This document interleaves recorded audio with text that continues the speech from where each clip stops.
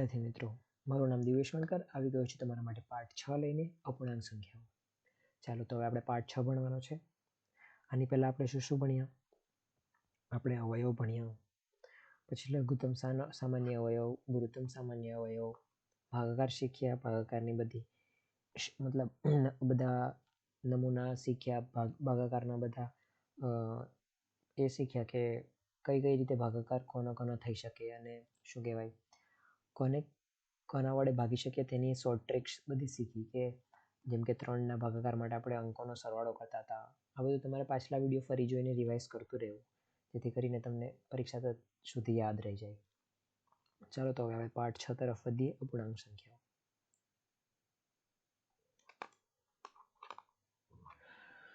ઠીક છે, તો અપૂર્ણાંક સંખ્યાઓ અને ભાગાકાર આ બેમાં બહુ વધારે સરખામણી છે, એટલે તમને ધ્યાનથી પહેલા સમજાવો. મતલબ અપૂર્ણાંક સંખ્યા આવી દેખાય છે જેના છેદમાં કંઈક લખેલું હોય છે.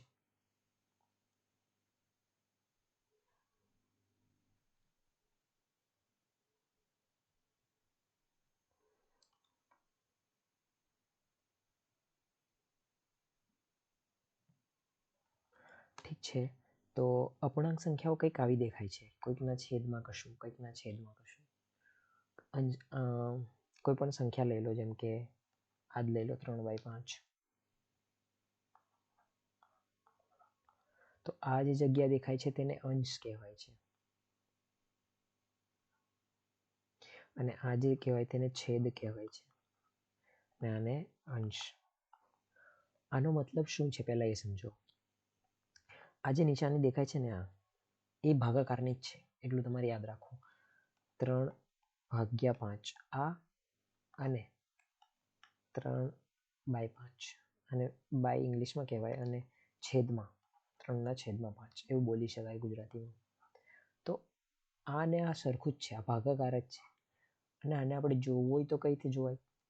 એવું છે કે આને ચલો આને ચિત્ર એવું માની લો કે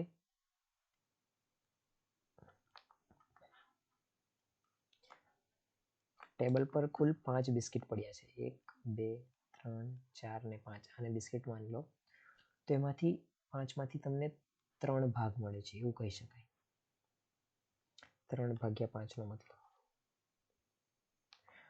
અને એવું કહી શકો કે માની લો કે એક વર્ડ આના બીજા દ્વારા સમજાવું, જેમ કે જ્યારે આવું લખેલું હોય 1/2, 2/4 અથવા 3/4, તો આને આપણે આ બિસ્કિટ દ્વારા પણ સમજી શકીએ કે 2 બિસ્કિટ છે, એમાંથી 1 બિસ્કિટ તમારું.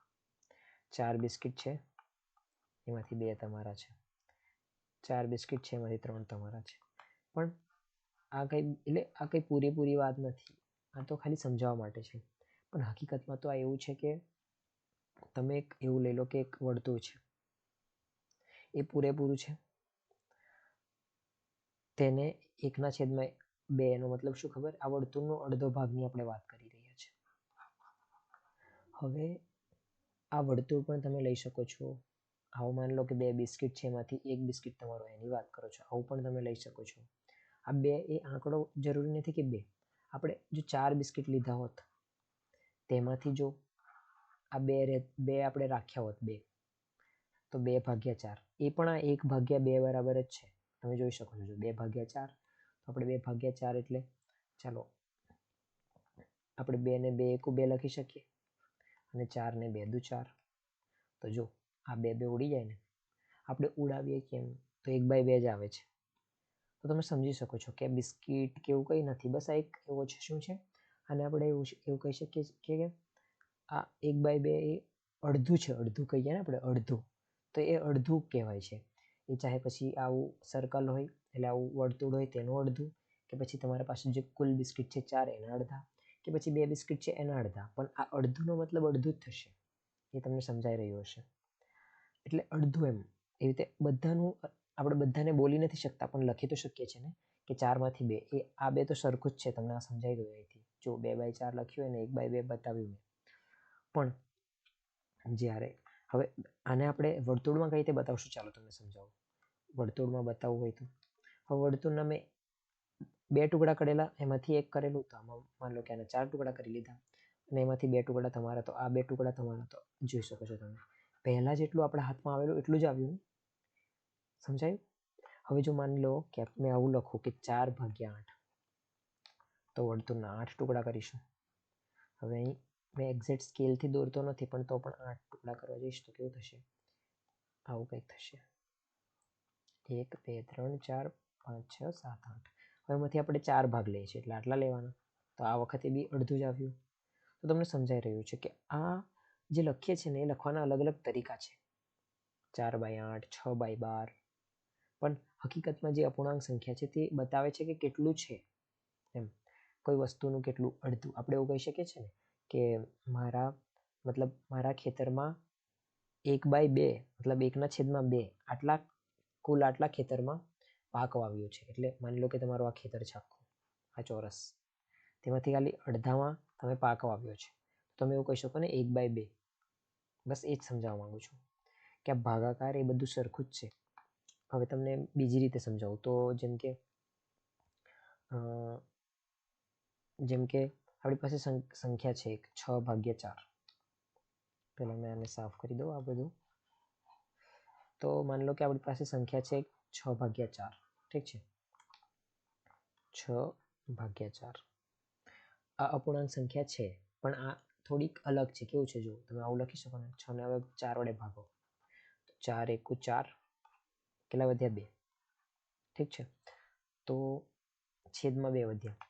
તો આને આપણે એવું લખી શકીએ કે 1 + 2/4. આ તમને સમજાય નહીં રહ્યું પણ મેં તમને થોડું સમજાવું. ચાલો, તમને અત્યારે સરવાળા નથી સમજાય એટલે આ બધું હમણાં સમજાવું. થોડુંક અઘરું છે. ચાલો, સરવાળા સમજાવ્યા પછી આ સમજાવીશ. પણ તમને એટલું તો સમજાઈ ગયું હશે ને કે આ જે છેદમાં લખેલું છે એ ભાગાકાર જ છે. એ પહેલી વાત ધ્યાનમાં રાખેલો. બીજું, આ જો ભાગ એટલે ભાગ કરીએ છીએ આપણે. અને બીજું કે જે છેદમાં લખીએ છીએ ને એ એક છેદ છે. એટલે કે એવું ના સમજતા કે આ 4માંથી 3 બિસ્કિટ તમારા. એવું સમજો કે કોઈ પણ વસ્તુ છે એના 4 ભાગ કર્યા, એમાંથી 3 ભાગ મારા પાસે આવ્યા છે. એ પછી 4 બિસ્કિટના 3 બિસ્કિટ તમે લીધા, આનો મતલબ સમજાવું છું. કે પછી 2 બિસ્કિટના પણ આપણે 4 બનાવી શકીએ ને, એના 4 ભાગ પાડી દો. ચાલો આવું કરી દો કે અડધું બિસ્કિટ લઈ લો. હવે એમાંથી આપણે ત્રીજો ભાગ લેવો હોય તો કઈ રીતે લેશું તમે? આ એક ટુકડો, બીજો ટુકડો અને આ ત્રીજો, એટલે ખાલી અડધો બિસ્કિટ સાઈડ પર વધશે ને, આટલા 3, એટલે આવી રીતે 3/4 બનશે. એટલે આવું આંકડા જોડે ના સમજતા. એક એવું અલગ વસ્તુ છે કે કેટલા ભાગ છે. અને એટલું તો સમજાઈ ગયું હશે કે આ અંશ છે ને આ છેદ. ઠીક છે, તો હવે આપણે આગળ વધીએ.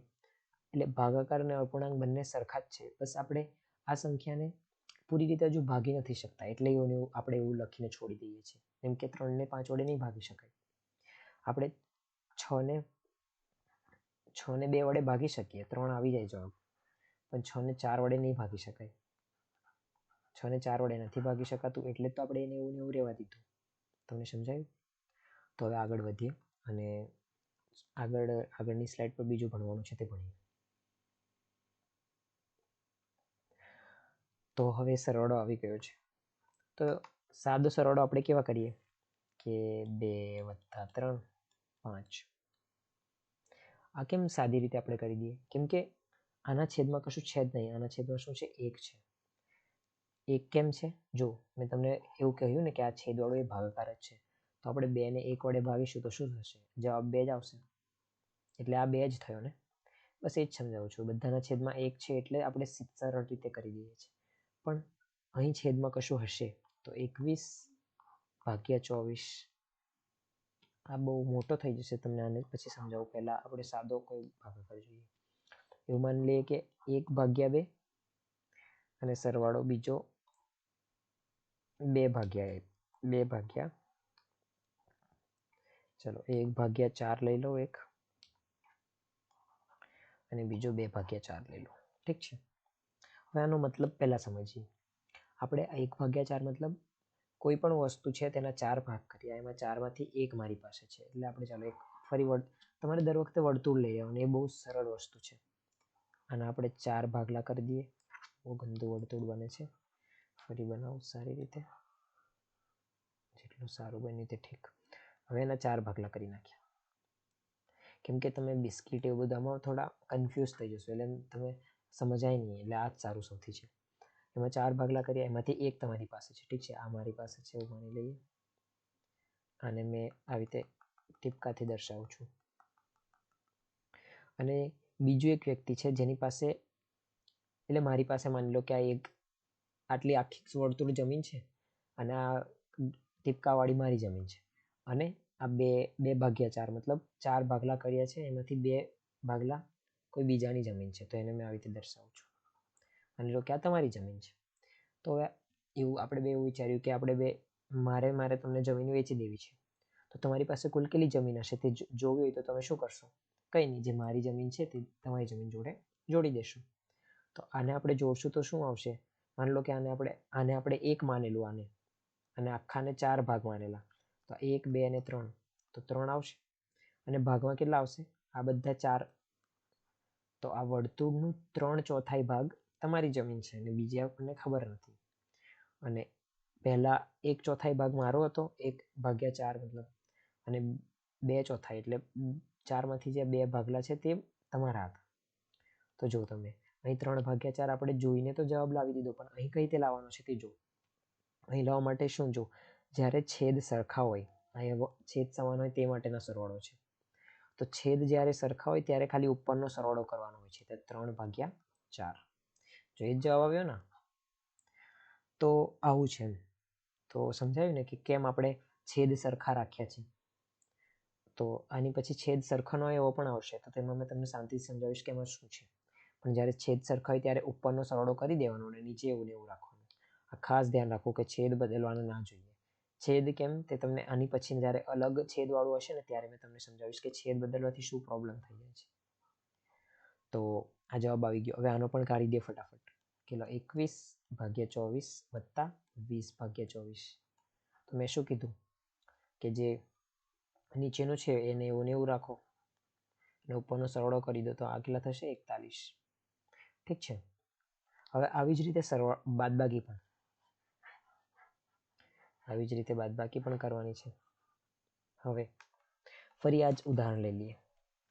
આપણે 2/4, માની લો કે આ જમીન તમારી પાસે છે લીટાવાળી, 4માંથી 2 ભાગલા તમારી પાસે જમીન છે, તો 2/4. અને માની લો કે આમાંથી એક ટુકડો તમારે જમીન મને આપી દેવી છે, તો 1/4 તમે જમીન મને આપી દો છો આઈડી, જેને તમે હવે શું બનાવડાવો છો? મારી જમીન થઈ ગઈ, તો મેં આવા ડોટ મૂકી દઉં. તો હવે તમારી પાસે કેટલી જમીન બચી? તો અહીંથી તમે શું સમજાય છે કે જ્યાં 1 છે એ ભાગ આખા 4 ભાગમાંથી મારી પાસે વધ્યા છે. આપણે જે તો આનો જવાબ શું આવશે? 1/4. તો બાદબાકીમાં પણ એવું જ, ઉપરનો ખાલી બાદ કરો, નીચેનું એવું ને એવું. તો અહીં પણ એનું બાદબાકી કરશું. 21/20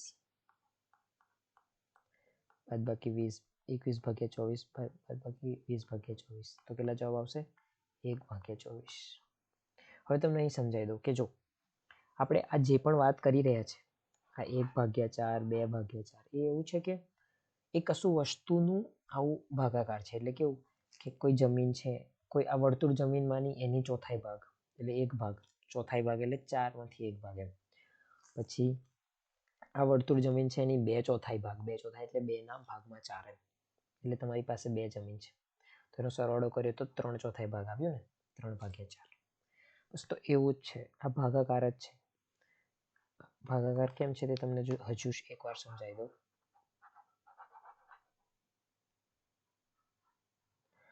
તો ભાગાકાર એમ છે કે આપણે આ સર્કલ છે, માની લો કે આ પૂરી જમીન તમારી છે, આખી જમીન. તો તમે શું કરશો? એકમાંથી આખી આ 1 છે એમાંથી આખી 1 તમારી જમીન છે, ઠીક છે. હવે મારે એને 4 ભાગલા પાડી દેવા છે. તો તમે આવું પણ કહી જ શકો ને કે 4 ભાગલા છે, 4માંથી 4 મારા છે. હવે મારે એના કેટલા ભાગલા કરી દેવા છે? 4 નહીં, 1 2 3 4 5 6 કરવા છે. તો પણ તમે એવું જ કહી શકો ને કે 6માંથી 6 ભાગલા મારા છે. એટલે કોઈના પણ આ 6માંથી 6 ભાગલા તમારા છે. 6ના 8 16 કોઈ પણ એટલું કહી શકો ને કે 18માંથી 18 ભાગલા, 18 માની લો કે 18 ટુકડા કરીએ, તો 18માંથી 18 ભાગલા તમારા, મતલબ આખી જમીન તમારી છે. એવું જ એક આખું તમારું છે. આ બધું સરખું જ કહેવાય ને. આ બધાનો મતલબ એ થશે ને કે એક આખું મારું છે, આ કે પછી આયરું આખું મેં તમને બતાવું કે આખું તમારું છે. હવે એવી જ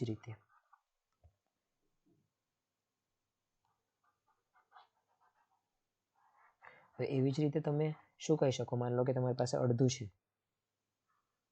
આ અડધું છે, તો તમે એવું લખી શકો છો ને કે આ 2 ભાગ છે એમાંથી એક ભાગ મારો છે. તમે આને બીજું શું પણ લખી શકો, માની લો કે આ 4 છે, આ 2 તમારા હતા ને, તો હવે તમે એવું બી લખી શકો ને કે 4 માંથી 2 ભાગલા મારા છે, 4 છે એમાંથી 2 ભાગલા મારા છે. આ ને આ સરખું જ છે ને. હવે તમે એવું બી કરી શકો છો કે આને હજુ એક નાનું ભાગલું પાડી દીધું, તો 1 2 3 4 5 6 છે, તો 6 માંથી 3 તમારા છે, 1 2 ને 3. તો આ બધું સરખું જ છે, એ તમે સમજજો. આમાં આપણે શું કરીએ છીએ તે તમને સમજાવું.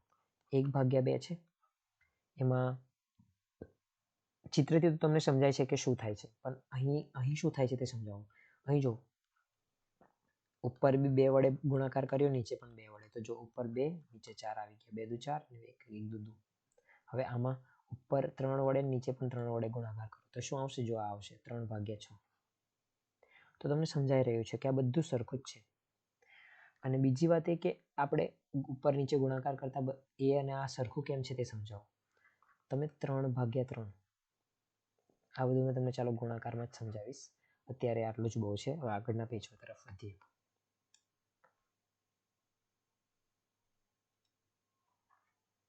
હવે એવું આવી ગયું છેદ સમાન ન હોય ત્યારે કેવી રીતે તમારે,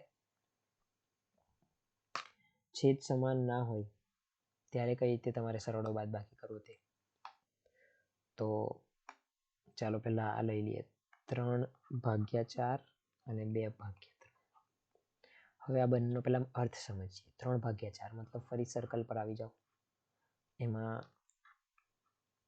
ફરી વર્તુળમાં આવી જાઓ અને એમાં તમારે 3 ભાગ તમારા છે, મતલબ 4 બનાવો, 4 માંથી 3 તમારા છે, તો આ છે આટલું. અને આમાં શું છે, વર્તુળ બનાવો, એના 3 ભાગલા કરો, આમ આમ ને આમ, એમાંથી 2 ભાગલા તમારા છે, આ અને આ. હવે આનો સરવાળો કરવો છે, તો કઈ રીતે થાય, તમારે તો અઘરું પડે ને. અને બીજું એક વસ્તુ પહેલા જ શીખવાડી દઉં કે માની લો સરખાવાળામાં 2/4 ને 3/4 આવું હોત. 2/4 નો મતલબ શું, આ 2 ભાગલા તમારા છે. 3/4 નો મતલબ શું, આ 3 ભાગલા તમારા છે. તો તમે ચિત્રથી સમજી શકો છો કે 2/4 એક આયરું અને આ બીજા 2/4 એને ઉમેરશો તો 1 બની જશે, એક આખું વર્તુળ બની જશે, મતલબ 4/4 બની જશે, વત્તા પછી આ 1 વધ્યું ને તેને 1/4 લખી શકો. તો આને 4/4 ને શું લખી શકો, 1 + 1/4. સમજાયું? થોડું ઘણું સમજાયું હોય તો ઠીક, બાકી ફરી સમજાવીશ જ્યારે સરવાળો બરાબર રીતે સમજાવીશ. ગુણાંકના સરવાળામાં જ સમજાવવાનું છે, તો અહીં સમજાવી દઉં. તો જો એ છે કે તમને એવું કહ્યું હોય કે આ 2/4 વત્તા 3/4 સરખા છેદની વાત કરું છું, તો 2/4 મતલબ આ, 3/4 મતલબ આ 3 ટુકડા. એના તમે ઉમેરશો તો શું થશે, આ બે મળીને 4/4 થઈ જશે ને, કે 4 માંથી 4 તમારા. અને બીજું એક વધ્યું તો 1 માંથી 4 તમારું, 4 માંથી 1 તમારું. તો આને આપણે 4/4 ને 1 + 4, એને આપણે શું લખી શકીએ, 1 + 1/4 અથવા 1/4 સેજ છે. હવે એવી જ રીતે આને સમજો, આને શું કહ્યું, 3/4 ને 1 2/3. તો 3/4 ને 1 2/3. પેલામાં તો આપણી પાસે શું હતું કે સરખું છેદ હતા, 4 ટુકડા કરેલા અને એને પછી, પણ અહીં તો સરખા નથી. તો અહીં તમારે એવું કરવાનું હોય છે કે જ્યારે છેદ એટલે ટુકડા સરખા ના હોય, છેદ એટલે છેદમાં જે હોય તેટલા જ આપણે ટુકડા કરીએ છીએ ને. જ્યારે 4 લખ્યો તો 4 ટુકડા કરીએ, 3 લખીએ તો 3 ટુકડા કરીએ, એમાંથી જેટલા ઉપર આપ્યા હોય તે આપણે આપી દઈએ છીએ. તો જ્યારે છેદ સરખા ન હોય ત્યારે છેદ સરખા કરવાના. હવે તમે છેદ સરખા કરશો કઈ રીતે, તો તમારે આ ખાસ ધ્યાન રાખવું. શું આપણે લસા આ શીખ્યા હતા ને પાછલા પાઠમાં. તમારે આ કાઢવાનું છે, જે નીચેની 2 સંખ્યા હોય તેનું. 4 અને 3 નું લસા કાઢો ફટાફટ આવી રીતે કરીને. 2 દુ 4, 3 વધ્યો, 2 એકુ 2, 3 એવું 9, 3 એકુ 3. બધે એક એક થઈ ગયા. તો આ જે છે તે લસા છે. 2 2 4 તાલી 12. 14 લખાઈ ગયું. 12 હવે જે આ 12 આવ્યું ને તમારે નીચે 12 જ બનાવવાના છે જો એનો સરવાળો કરવો હોય તો. ચલો આને સાફ કરી નાખું કેમ કે મારા બોર્ડમાં વધારે જગ્યા નથી. તો તમને મેં 12 પહેલાં અહીં લખી દઉં કે લસા આપણો આવ્યો છે. આ લસા છે તે 12 છે. ઠીક છે. હવે આપણે આ બેનો સરવાળો કરવાનો છે. મેં એવું કીધું ને તમને કે નીચે તમારે છેદમાં 12 બનાવવાના છે જેથી કરીને તમારે સહેલું પડશે. તો 3/4 અને આપણે બીજું પણ શું લખી શકીએ જેમ મેં પહેલાં કીધેલું ગુણાકાર કરીને સમજાવેલું ને કે ઉપર નીચે સરખી સંખ્યાથી ગુણાકાર કરવાનો. તો જો આને આપણે 12 બનાવવું હોય તો નીચે મેં શું ગુણવું જોઈએ? 3 વડે ગુણવું જોઈએ. 4 × 3 અને ઉપર પણ 3 × 3. તો આ 9/12 અને આપણે આવું પણ લખી શકીએ ને. સમજાયું? હજુ તમને સારી રીતે સમજાવી દઉં. જેમ કે જો આ છે ઘડિયાળના કાંટા તમે જોઈ શકો છો કે કેટલા છે? 12 છે. ઠીક છે. તમે પોતાનું ઘડિયાળ જોઈ શકો છો જેમાં કદાચ એમ 12 હશે. અહીં મેં સારું નહીં બનાવી શકું. ચલો તો પણ બનાવવાની કોશિશ કરું.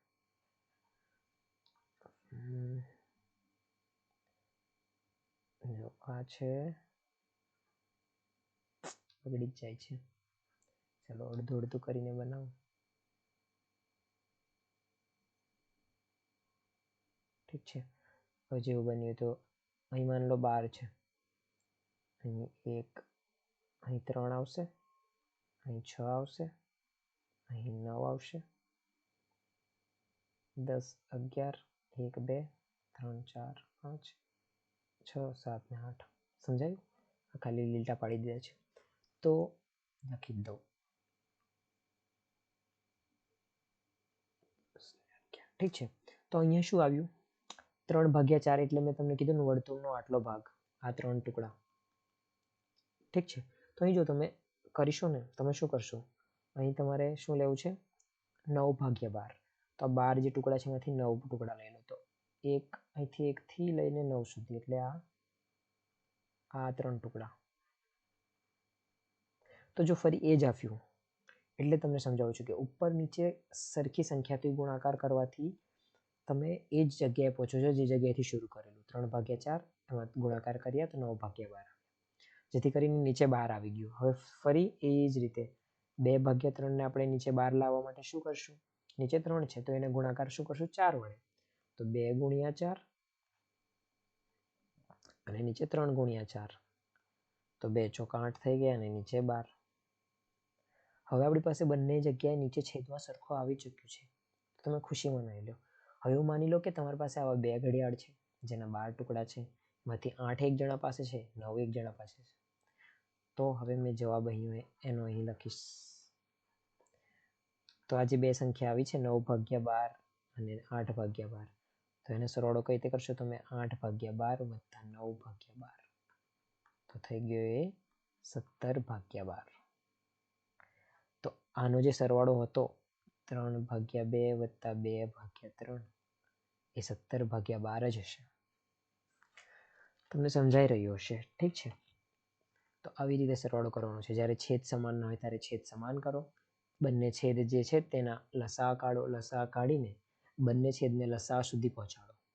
એ આપણે અહીંયા ગુણાકાર કરીને પહોંચાડ્યું. જેવા જ ગુણાકાર કરીને પહોંચી જાઓ એટલે પછી છેદ સરખા થઈ જાય. છેદ સરખા થઈ જાય તો ઉપરનો બસ સરવાળો કરી દો. એ પછી પાછલા સ્લાઇડ પર જે સમજાવ્યું એની જેવું થઈ ગયું. તો તમને સમજાઈ રહ્યું છે હશે. તો હવે આને પછી આપણે ગુણાકાર ભાગાકાર પર પહોંચશું.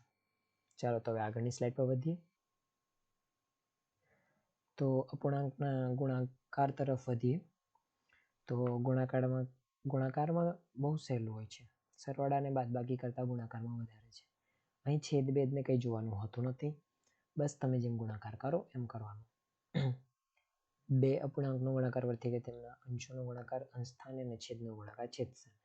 એટલે આ જે લખ્યું છે 5/9 અને ગુણાકારને સંક્ષિપ્ત રૂપ આપવું. સંક્ષિપ્ત એટલે પછી છેલ્લે એને સાદું રૂપ કરી દેવાનું. 5/9 × 3/20. આને શું લખશું? 5 × 3 9/20. તો જો આ તો થઈ ગયું. હવે 5 તાલી અને તમે આવી રીતે સીધું લખી શકો છો 5 તાલી 15 ને 9 દુ 18 એટલે 180. પણ આને હજુ સંક્ષિપ્ત થઈ શકે છે. એટલે કે જો અહીં 15 ને આપણે 3 વડે ભાગીશું તો કેટલા થશે? 5 ગુણ્યા 3 જે અહીં લખેલું હોય છે. આને 3 વડે ભાગીશું તો કેટલા થશે? 3 6 18 તો 60.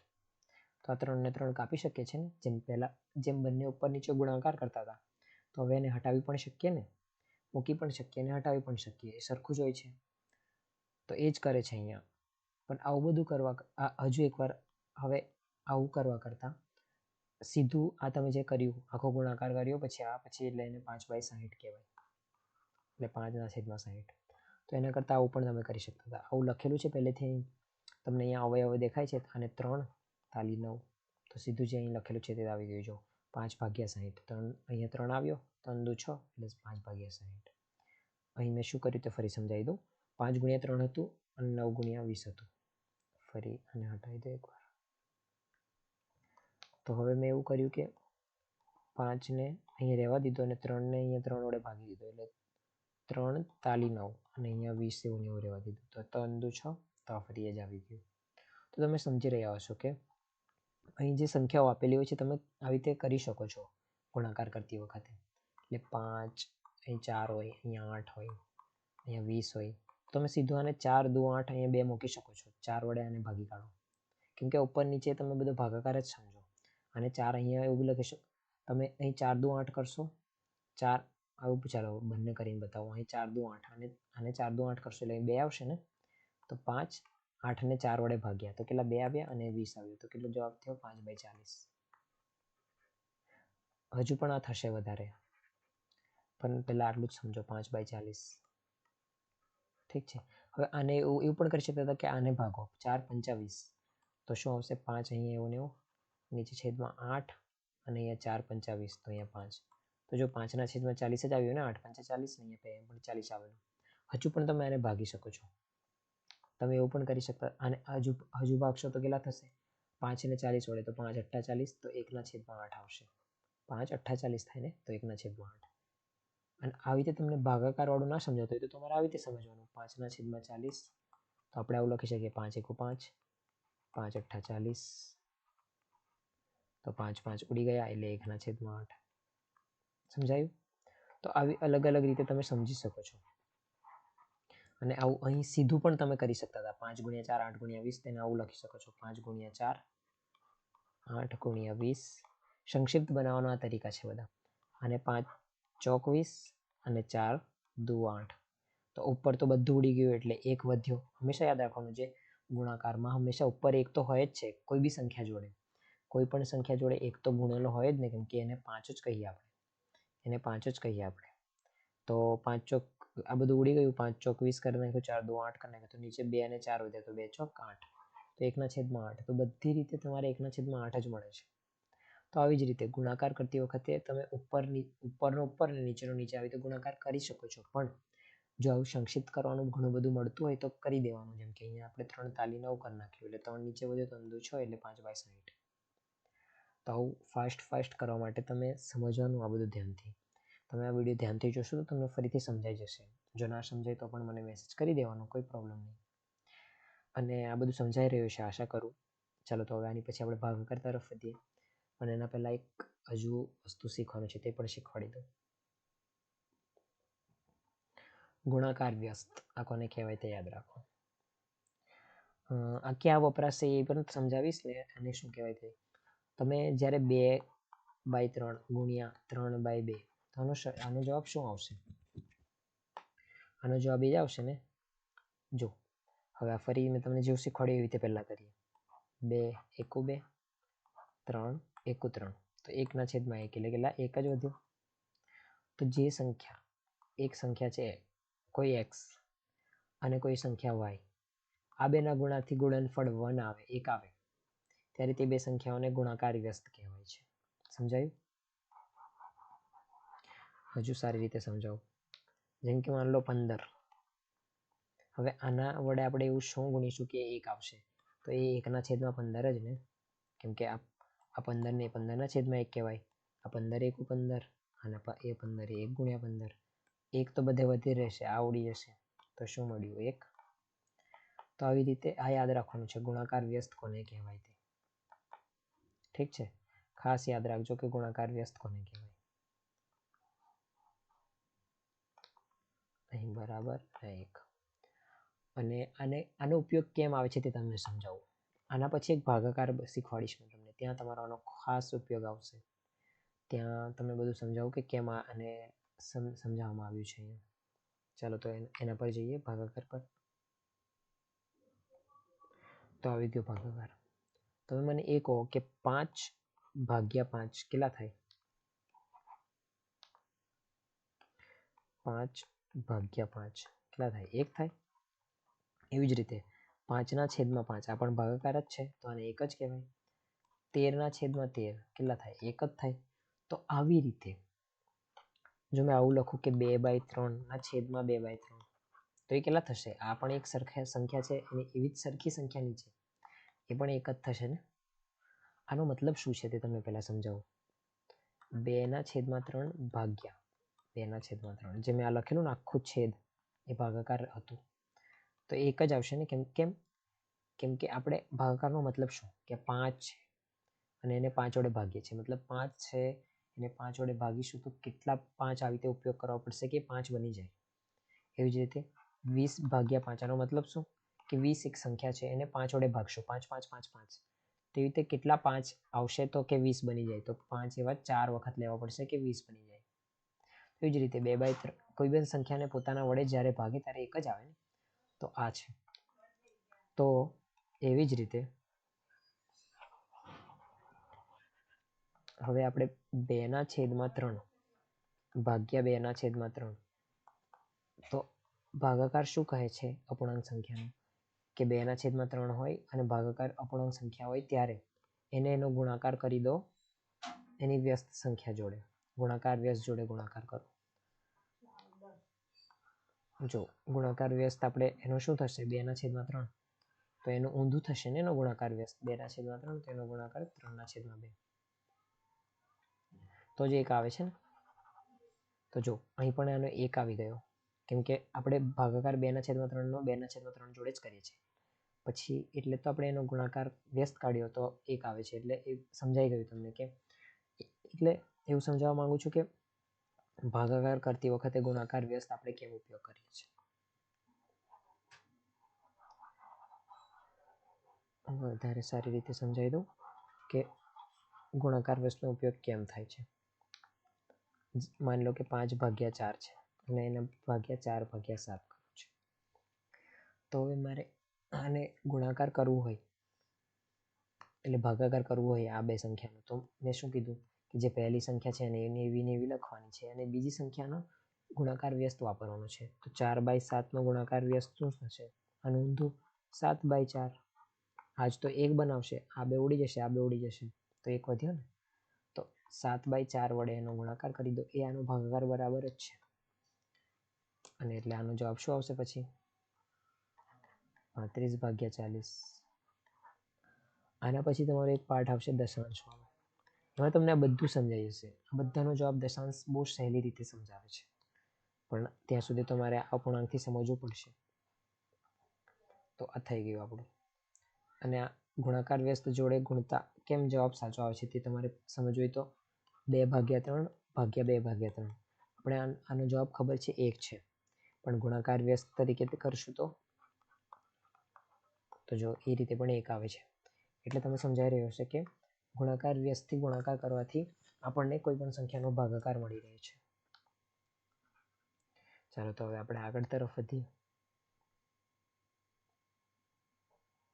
હવે 3 પ્રકારની સંખ્યાઓ હોય છે, એટલે જે અપૂર્ણાંક સંખ્યા છે એને દર્શાવવાના અલગ અલગ તરીકા હોય છે, તે મારે તમને સમજાવવા છે. આને અંશાધિક અપૂર્ણાંક કહેવાય. અંશાધિક મતલબ અંશ અધિક મતલબ અંશ વધારે હોય છે આમાં. અંશ એટલે ઉપરનું વધારે છે તો 1 કરતાં વધારે જ હશે ને. હવે આ તમને 1 કરતાં વધારે મારે તમને સમજાવવું છે. પહેલા તમે પ્રકાર જ સમજી લો કે અંશાધિક અપૂર્ણાંક અથવા અશુદ્ધ અપૂર્ણાંક, અને અશુદ્ધ અપૂર્ણાંક પણ કહે છે. જેમાં ઉપરની સંખ્યા નીચેની સંખ્યા કરતાં વધારે હોય છે અને આ હંમેશા 1 કરતાં વધારે જ હોય છે. એ કેમ તે સમજાવું, પહેલાં આ સમજી લો. જે અપૂર્ણાંકમાં તેના છેદ કરતાં અંશ વધારે મોટો હોય તે અંશાધિક અથવા અશુદ્ધ અપૂર્ણાંક કહેવાય છે. ઠીક છે. હવે આવું તમે લખો જાણે 4/2. તો આનો જવાબ શું હશે તમને ખબર છે? 2. ઠીક છે. પણ આપણે આને આવું પણ લખી શકીએ ને, 2/2 વત્તા 2/2. સમજાયું? તો આનો મતલબ શું થશે તે સમજાવો. 2 માંથી 2 ભાગ તમારા છે, 2 માંથી 2 ભાગ તમારા છે. એટલે એક વસ્તુ છે તેના 2 ભાગ કર્યા અને બીજું વસ્તુ છે તેના 2 ભાગ કર્યા. એ બંને ભાગ તમારા છે ને આમાં બી બંને ભાગ તમારા છે. તો આ 4/2 બને છે. તો પણ હકીકતમાં વસ્તુ તો પૂરેપૂરું 2 જ છે ને. તો એ જ સમજાવું છું કે જ્યારે ઉપરની સંખ્યા મોટી હોય ને ત્યારે 1 કરતાં મોટી થઈ જાય છે સંખ્યા. તમે સારી બીજી રીતે પણ સમજી શકો છો કે જ્યારે કોઈ સંખ્યા ભાગું છું જે 20 છે અને એ અહીંયા 19 છે, તો એ 20 કરતાં તો નાની છે ને, તો અહીંયા ઓછામાં ઓછું 1 તો આવશે જ. 19 1 19 અથવા એનાથી વધારે. એવું તો નહીં થાય ને કે 19 ને અડધો કરશું તો 20 બનશે. 19 1 19 ઉપર 38 હોતે તો 1 કરતાં વધારે એટલે 2 હોતે. અહીંયા 38 હોતે તો 19 દુ 38 કરતા આપણે. તો એ જ સમજાવું છું કે જ્યારે ઉપરની સંખ્યા મોટી હોય અને નીચેની નાની, તો આપણે તો ભાગાકાર જ કરવાનો છે. તો એકવાર તો 19 વપરાશે જ, પછી 1 અને 19 વધશે. આમે વધારે કંઈ નહીં. 20 ને આપણે 19 વડે ભાગીએ તો શું જવાબ આવે જોઈ લઈએ આપણે. 1 અહીં 19 ને 1 છેદ વધશે. તો આનો મતલબ શું? 1 પૂરેપૂરો છે જે તમારા 19/19 થી મળ્યો અને 1/19 છે. અને બહુ જ સારી રીતે સમજજો. મેં બહુ જ નાના અક્ષરોથી ફરીથી લખીને બતાવી દઉં. બધું સાફ કરો. જો હવે આપણે 20નો પહેલાં ભાગાકાર કરી લો 19 જોડે. તો 19 1 નો 19 ભાગ્યા 1, તો શેષ વધ્યો 1. તો હવે તમને એક વસ્તુ સમજાવું, જોઈ શકો છો તમે. આ 1 પૂરેપૂરો છે એક એવું કહે છે અને બીજું શું છે? 1/19. આ અને આ તમારે સરખું છે. તમારે જોવું હોય તો શું કરવાનું? ફરી આનો સરવાળો કરી દો. હવે આ બે સંખ્યા છે. મેં શું કીધેલું? નીચે ઉપર હંમેશા 1 તો હોય જ છે. હવે નીચેનું સરખું કરવું હોય તો તમારે શું લસા કાઢવાનો? 1 અને 19નો નીચેની સંખ્યાઓનો. આનો લસા તમે જોઈ શકો છો કે 19 જ આવશે. તો અહીં 19 બનાવવા માટે ઉપર નીચે 19ને ગુણાકાર કરવો પડશે. તો 19 વડે ગુણાકાર કર્યો ઉપર, નીચે પણ કર્યો, વત્તા 1/19. તો નીચે તો 19 આવી ગયો. અહીંયા 19 છે અને અહીંયા 1 છે. તો 19 વત્તા 1 20/19. તો આને આવી ગયું પાછું. તો એ જ સમજાવું છું કે આ જ્યારે આપણે 19 વડે ભાગશું તો જે અહીં વધે છે તે તો એક વખત તો પૂરેપૂરું છે, વત્તા એક શેષ ભાગ્યા 19 છે. વત્તા શેષ ભાગ્યા 19 છે. જો આ 22 હોત, 22 વડે સમજાવું ચાલો. જો અહીં 22 હોત ને અહીંયા 19 હોત, તો 19 1 19 અને હવે કેટલા વધતા? 3 વધતા. તો આપણે આને આવું લખી શકીએ કે 1 છે ઉપરથી બીજા 3/19 છે. અથવા આને એવું પણ લખી શકીએ કે 19/19 પૂરા એક ભાગ છે અને 3/19 આ એક બીજો ભાગ છે. અહીં પણ એ જ તો કરેલું. તો 19 ને 3 22 થઈ જશે. સમજાયું? એટલે 22/19 આવી જશે. તો એ જ છે કે અંશાધિક આ એક પ્રકાર છે. બીજો પ્રકાર તરફ આપણે હવે વધીએ. અશુદ્ધ અપૂર્ણાંક પૂરા થયા. બીજા શુદ્ધ છે, જે પેલા કરતા થોડું અલગ છે. એમાં છેદ મોટો હોય.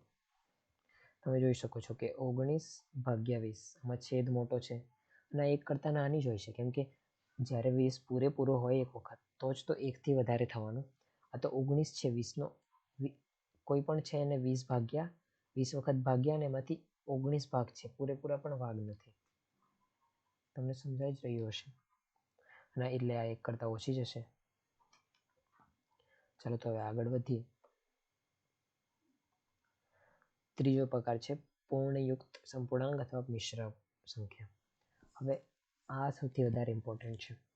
પેલા બે છે તે તો તમારે સાદા જ છે, જે તમારા અપૂર્ણાંક છે. તમારે એના પ્રશ્નો પણ જે રીતે મેં સરવાળા બાદબાકી કરાવ્યા એવી રીતે જ કરવાના છે.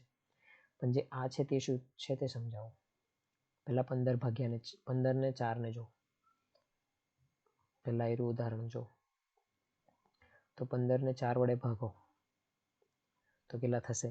4 તાલી 12. અહીં વધશે કેટલા? 3. તો અહીં આપણને શું ખબર પડી કે 15 ને 4 વડે જો ભાગવું હોય તો એક તો 4 ના 3 પૂરા ટુકડા લઈ લો. 4 ના 3 ટુકડા લો. 4 ના 3 ટુકડા લેશો તો કેટલા થશે? 4, 4 ને 4. 4 ને 4 એટલે આ 12 થઈ ગયા ટોટલ. એટલે તો અહીં 12 મૂક્યો અને વત્તા હવે બીજા કેટલા? 3 વધ્યા જે અહીં લખેલા છે. જો જે 3 વધ્યા જે 4 વડે ભાગવાના છે. સમજાયું? અને મેં આજ લખ્યું છે 15 ને આપણે શું કર્યું? 15 ભાગ્યા 4 અને આપણે આવું લખી શકીએ 12 વત્તા 3 ભાગ્યા 4. હવે આપણે જેમ સરવાળો કરીએ ત્યારે બંનેના છેદમાં સરખું જ રાખીએ છીએ. તો આવી રીતે બંનેના છેદમાં સરખું રાખ્યું. હવે આ 12 ભાગ્યા 4 એને આપણે શું લખી શકીએ? 3 અને 3 ભાગ્યા 4 એવું ને એવું. તો બસ એ જ સમજાવું છું કે આપણે શું કર્યું તે. અહીંયા મેં તમને ભાગાકારથી શીખવાડ્યું, અહીં તમને થોડું અલગ અલગ પાડીને શીખવાડ્યું. અહીં મેં ફરી લખી દઉં 12 ભાગ્યા 4 વત્તા 3 ભાગ્યા 4. જો આને આપણે સરવાળો કરતા તો આવી રીતે લખતે. હવે 4 તાલી 12, 3 વત્તા 3 ભાગ્યા 4. હવે આ તમે અહીં પણ જોઈ શકો છો. તો મિશ્ર સંખ્યા શું કહે છે ખબર? આવી રીતે ના લખવાની જગ્યા પર આપણે સીધા આવી રીતે લખો 3 અને 3 ભાગ્યા 4. મિશ્ર સંખ્યાનો મતલબ શું છે? હવે આ 3 અને 3 ભાગ્યા 4 આને આ સરખું જ છે. 3 વત્તા 3 ભાગ્યા 4 અથવા 3 અને 3 ભાગ્યા 4. એવી રીતે આ 15 ભાગ્યા 4 ને મેં પહેલા આવી રીતે બનાવ્યું, આ રીતે આ બનાવ્યું, પછી આનાથી આ બનાવ્યું છે. તમને સમજાઈ રહ્યું હશે કે બધા એક જ છે. 15 ભાગ્યા 4 અથવા 3 વત્તા 3 ભાગ્યા 4 અથવા 3 3/4. આ મિશ્ર સંખ્યાનો એક દર્શાવવાનો તરીકો છે. અને આ બે છે તે સમાન વેલ્યુ બતાવે છે, સમાન બધું વસ્તુ બતાવે છે, પણ આ બસ ખાલી એક દેખાડવાનો તરીકો છે કોઈ સંખ્યાનો. હવે અહીં આ સંખ્યા જો 2 5/7. આનો મતલબ શું છે? 2 અને બીજા 5/7 છે. તમને જ્યારે પણ હવે મિશ્ર સંખ્યા દેખાય તો તમારે આવું જ કરી દેવાનું. તો આ સહેલું પડશે તમને. આવું દેખાય તો આને આવું ફેરવી દેવાનું. પછી બીજું એ છે કે આ જે સૂત્ર લખ્યું છે મિશ્ર અપૂર્ણાંક બરાબર ભાગફળ અને શેષ ભાજક. તો જો અહીં એ જ છે ને, આ ભાગફળ હતું 3 જે અહીં લખ્યું છે, શેષ એ આ 3 છે અને ભાજક એ 4 છે. તો અહીં મૂકી દીધું. તો બસ એ તરીકો તમને સમજાવ્યો છે કે કઈ રીતે આ કરવાનું છે. તો મિશ્ર સંખ્યા તમને સમજાઈ ગઈ હશે. અને જ્યારે મિશ્ર સંખ્યામાં સરવાળા બાદબાકી આવે તો તમારે મિશ્ર સંખ્યાનો રાખવાની જ નહીં. જો અહીં ફરીથી સમજાવી દઉં તો તમારે એને મિશ્ર સંખ્યામાં રાખવાની જ નહીં. કોઈ પણ સંખ્યા આવે જેમ કે આ 3 3/4 છે, 3 3/4, તો આને ફટાક દઈને 3 વત્તા 3/4 લખી દેવાનું. પછી આ તો અપૂર્ણાંક સંખ્યાઓ બની ગઈ બધી, એટલે તમે સરવાળા બાદબાકી બધું જ કરી શકો છો. ગુણાકાર ભાગાકાર પણ શીખવાડ્યા. આ 2 5/7 આ છે તો આને સીધું આવું લખી દેવાનું 2 વત્તા 5/7. આ ખાલી દર્શાવવાનો એક તરીકો છે કે 2 પૂરેપૂરો છે અને 5/7 બીજા. ચાલો તો હવે આગળ તરફ વધીએ. અહીં આપણે અપૂર્ણાંકોની તુલના કરતા શીખવાનું છે કે કયું મોટું કયું નાનું. હવે અહીં તો સાધારણ તરીકે સમજાવ્યું છે કે કયું મોટું છે. અહીં પહેલા મેં તમને ટ્રીક કહી દઉં કે કેવું. જ્યારે નીચેના સરખા હોય ને ત્યારે એની ઉપરનું જે મોટું હશે ને તે જ મોટું, એટલું યાદ રાખવાનું. એટલે જ્યારે છેદ સરખા હોય ત્યારે અંશમાં જે મોટું તે જ મોટું. હવે આને તમારે જો સમજવું હોય તો કેવી રીતે, બીજી રીતે સમજાવું. 3/4 એ મોટા છે 1/4 કરતા. કેમ? કેમ કે વર્તુળ લઈ લો ફરી. માની લો કે મારી પાસે આ 4માંથી 1 ભાગ છે અને આ 4માંથી 3 ભાગ જમીન છે. તો કોની પાસે જમીન વધારે છે? તમને સાફ દેખાઈ રહ્યું છે કે જે 3 ભાગ છે 4માંથી તેની મોટી છે. તો બસ એ જ સમજાવું છું કે જ્યારે છેદ સરખા હોય, જ્યારે છેદ સરખા હોય ત્યારે જે અંશ મોટો તે મોટી સંખ્યા, તે જ મોટો અપૂર્ણાંક.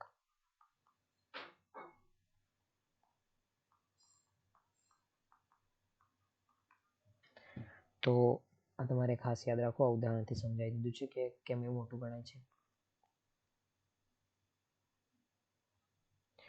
હવે આગળ તરફ વધીએ. જ્યારે અંશ સરખા હોય, અંશ સરખા અને છેદ અલગ, આને પણ સમજાવું. ત્યારે જે છેદ નાનો હોય ને તે મોટી સંખ્યા, કેમ તે સમજાવું. તમે આનો મતલબ શું છે કે કોઈ પણ વસ્તુ છે તેના તમે આમાં પણ બીજું ઉદાહરણથી સમજાવું. 4/3 અને 4/2 આ બે છે. હવે આમાંથી કયું મોટું હશે? જે નાનું આ બાજુ આ મોટું હશે. તો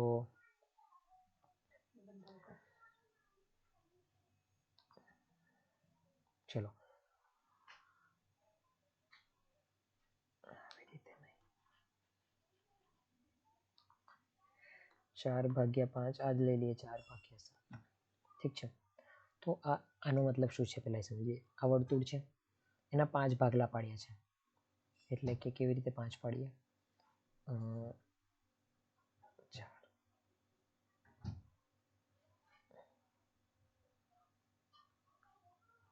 આ 5 ભાગલા છે. ઠીક છે. એવી જ રીતે હવે આ જ વર્તુળ છે, એના 7 ભાગલા પાડ્યા છે. તો એના ભાગલા 7 કેવી રીતે પાડશું? 1 2 3 4 5 6 8 થઈ ગયા ને?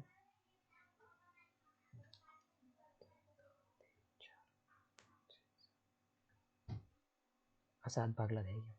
હવે તમારે આ 5 માંથી 4 ટુકડા લેવાના છે. તો 1 2 3 4.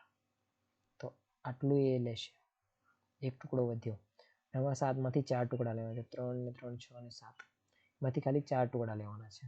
તો જો મેં મોટા ટુકડા લઈશ ને તો પણ એનાથી નાનું બનશે. તો મેં સરખું બનાવ્યું નથી તો પણ એનાથી નાનું બન્યું.